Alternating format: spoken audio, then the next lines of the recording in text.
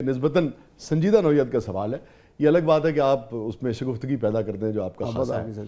कम ऐसे लोग होते हैं जिनमें विकी भाई इतनी वसअत हो, इतना बड़ापन हो कि स्टेज के ऊपर एक शख्स खड़ा हो और अपने ऐसे जूनियर्स को या कोलीग्स को वो अपलिफ्ट करना चाहे और वो दौड़ के एक जगह जाए और उसके कान में कुछ कहे कि तू यह जुमला कह दे, फिर दूसरे के कान में जाके कहे कि यह जुमला कह दे, क्योंकि यहाँ तो वुमन टांगे खींचने का रवाज है।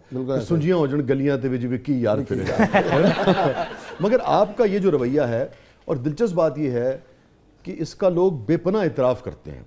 इफ्तिखार ठाकुर साहब, हनी साहब, यकीनन इसमें कोई शक नहीं, उनकी मोहब्बत है, बड़ापन है, मगर मैं ये भी समझता हूँ कि इतनी कसरत से होता है, इसके पीछे क्या राज है आप? शाह जी, मैंने जब अपना शुरू किया ना, अच्छा मैं पता क्या चाहूँगा, इसको कभी आपने भी कभी सोचा कि कहाँ से आया? आपके बाप से आया, माँ से आया, ये रवैया कहाँ से आया वंडन वाला? वंडन वाला रवैया जो है ना, ये बड़ी अच्छी बात है। मैं जब छोटा था, अभी मैं स्कूल में भी दाखिल नहीं हुआ था, तो मेरे वालिद, आपको पता है, तो मैं हर इंटरव्यू में बताता हूँ कि नान लगाया करते थे मेरे वालिद साहब, और मेरी वालदा भी साथ काम करती थी। हम पूरी फैमिली मिलके कारोबार करते थे। वो वाला बाप ने इतना किया कि भूख नहीं देखी। ठीक है, बाप ने मतलब रजाया, क्या मतलब अगर किसी क्लास में पास भी हुए ना तो लड्डू बांटे, मिठाई बांटी है बाप ने। लाइटर नोट एक और बात भी है कि जो नान का कारोबार करते हैं उनके यहाँ भूख कहाँ से आएगी? भूख कहाँ से?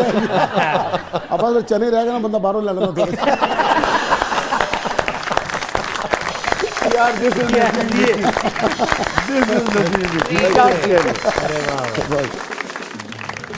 ये चीज़ जो थी ना, मुझे अपने घर से मिली है। वाह वाह। और फिर दूसरी चीज़ जो थी, मेरे वाला साहब जो थे, जो कमाते थे वो मेरी वालदा के हाथ में होता था। ये आदत भी मेरे अंदर डेवलप हुई। जी। मैं भी अपनी बीवी से ही खर्चा लेके निकलता हूँ घर। चांदनी बेगम को? हाँ, वही सारा कुछ करती है, बल्कि वो किसी वक्त ज्यादा हिसाब ले लेती मुझसे। वो देखे ना, चांद है ना, कभी निकले कभी ना निकले मर्जी है। हाँ जी, कितनी चांदनी आप पे बिखेरना चाहती है। वो टोटल डोमिनेट कर गई। तो अपना वो काशिम, मैं यहाँ से बात तोड़ के आपको एक हल्की सी बात सुनाता हूँ। काशिम महमूद हमारे दोस्त, उनकी एक सीरियल थी आंगन भर चांदनी। तो मैंने उसको कहा ना, जब सीरियल कंप्लीट हो गया। अच्छा, पहले जो लोग नहीं जानते, चंद लोग, उनको बताते चले कि चांदनी आपकी बेगम साहब मेरी बीवी है। जी हाँ जी। तो काशिफ को मैंने कहा, यार पैसे तो दो सीरियल के। तो काशिफ मजाक में मुझे कहता, यार तेनू आंगनबाड़ी चांदनी जैसी चांस नहीं देता। मैं कहा, यार तेरी आंगनबाड़ी चांदनी में पूरी चांदनी घर च बिठाई।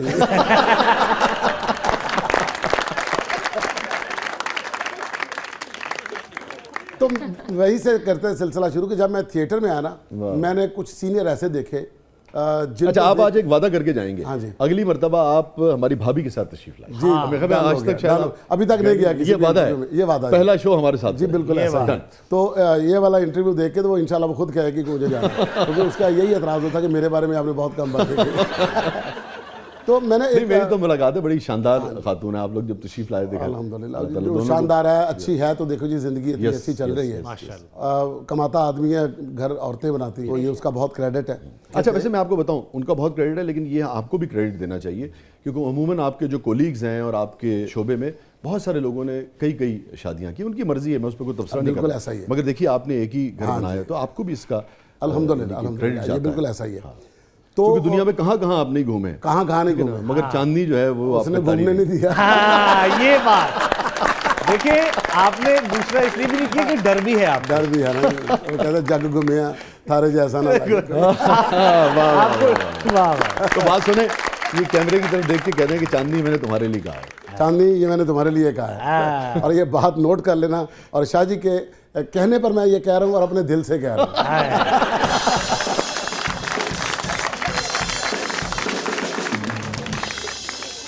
तो मैं वो बात कर रहा था कि कुछ सीनियर ऐसे भी होते हैं जिनसे आप बहुत कुछ सीखते हैं करने के लिए। कुछ ऐसे सीनियर भी होते हैं जिनसे आप सीखते हैं कि क्या नहीं करना।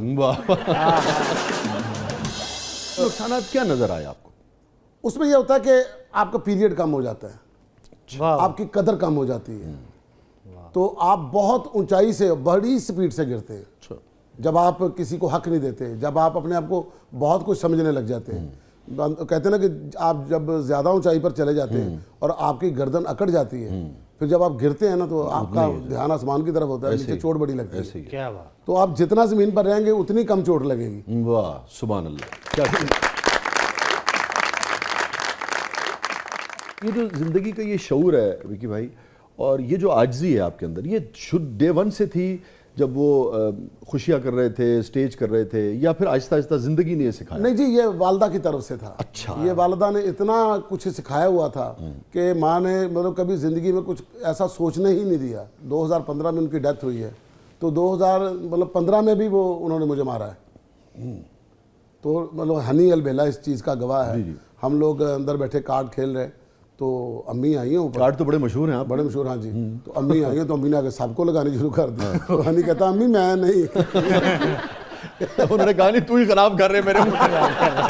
तो अम्मी बड़ी अच्छी बात करती थी। हम ना अम्मी को कहना हम स्क्रिप्ट लिख रहे हैं, हमने अंदर बैंक खेलना, तो हमने स्क्रिप्ट लिख रहे हैं। तो एक दिन हम बाहर निकले ना सारे, तो अम्मी कहती खेल लिया स्क्रिप्ट।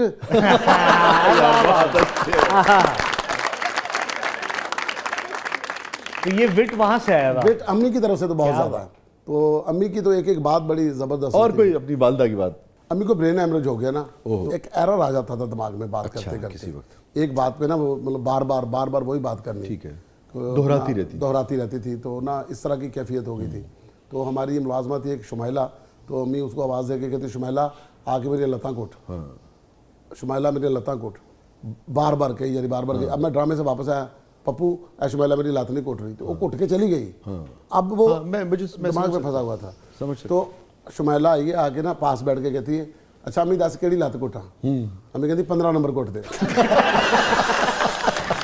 मेरियां दो लत्तां ने कहती।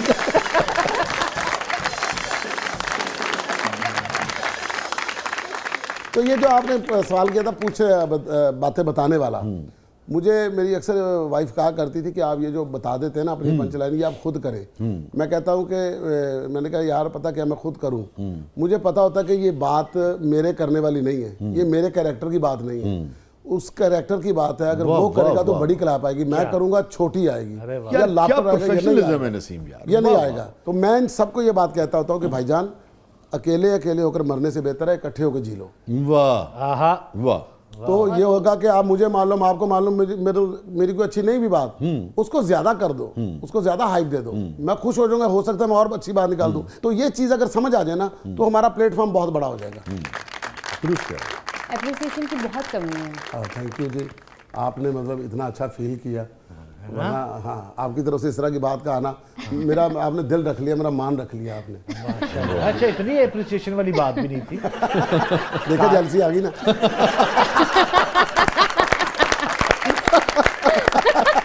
फौरन आ गई। मैं यही कह रहा हूँ कि देखो मेरे साथ मिल जाओ, बल्कि मेरी तरफ से 2 बातें और करो, यार ये बहुत अच्छे हैं, आपने सही कहा है, जो उन्होंने आपको कहा है उसकी तारीफ करो। नहीं इतना भी नहीं कहा, और काउंटर से बिल्कुल थोड़ा सा और आगे निकल गया। मेरा मतलब मैं पाना दुकान पे बैठा, काउंटर के इसको काउंटर नहीं कहते सर। क्या कहते हैं इसको? ये फ्लैंक है, फ्लैंक। अच्छा, नहीं ये तो हमारे अपना जब टेलीविजन की जुबान में कहते हैं ना, तो बाहर जो लोग कहते हैं क्या कहते हैं, जब होटल में जाते हैं रेस्टोरेंट में जाते हैं तो वहाँ पर काउंटर में जाते हैं। सर मैनू माफ कर दो, है देखो जुड़े हाथ है, मैं मैनू माफ कर दो। नहीं तो अगर मेरी बात को काउंटर ना करता, मैं इसको काउंटर ना करता। ये बात नाज़रीन, दिस इज नसीम आज आप नहीं विकी। जीत सकते। This is Naseem Vicky. नाज़रीन स्टे विद अस, कहीं नहीं जाइएगा। छोटे से वक्त के बाद वापस आते हैं। जब वापस आएंगे तो नसीम विकी से और बहुत सारी दिल की बातें करनी है। आप देख रहे हैं जबरदस्त।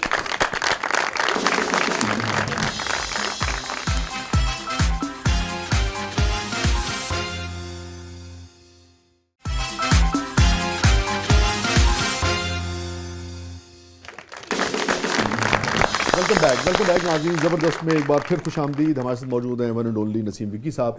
विकी साहब, मुझे अगले सेगमेंट की तरफ बढ़ना है, मगर उससे पहले मैं ज़रूर जानना चाहूँगा, जैसे कि आपने देखा, मैंने ओपनिंग में भी कहा कि एक सैले रवां हैं आप, एक चश्मा है, एक दरिया है जो बहता चला जा रहा है और पूरे ज़ोर शोर से बह रहा है। तो बेपनाह रफ्तार है, मगर एक कमाल ये है कि उसके अंदर क्लैरिटी है।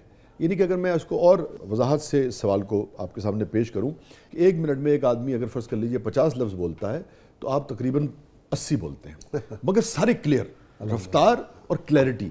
तो ये बचपन से आपके अंदर थी या आपने फिर रियाजत से हासिल किया? नहीं, रियासत भी नहीं, और इसको ये भी नहीं कह सकते कि बचपन से थी। ये खुदादाद सलाहियत जिसे हम कहते हैं कि अल्लाह ताला की तरफ से ये अता की हुई चीज़ें होती हैं। मतलब उसी के हुक्म से आपने जुमला बोलना है और उसी के हुक्म से आपने सुनना है। सुभान अल्लाह। तो मैं जब शुरू में आया ना, तो रौनक अली रौनक साहब हैं, वो अपना म्यूज़िक डायरेक्टर, तो जिन्होंने जान भी दे दो, तो कहे तो जाने जाना। उनका वो था, वो मुझे पास आते थे लाहौर थिएटर में, मुझे कहते यार विक्की भाई आपके ना बहुत ज्यादा पंचे होती हैं, आप इतनी स्पीड में बोलते 10-12 तो वैसे ही निकल जाते हैं। ये बिल्कुल सही कहा, 10-12 वैसे ही चले जाते हैं। सही कह रहे हैं।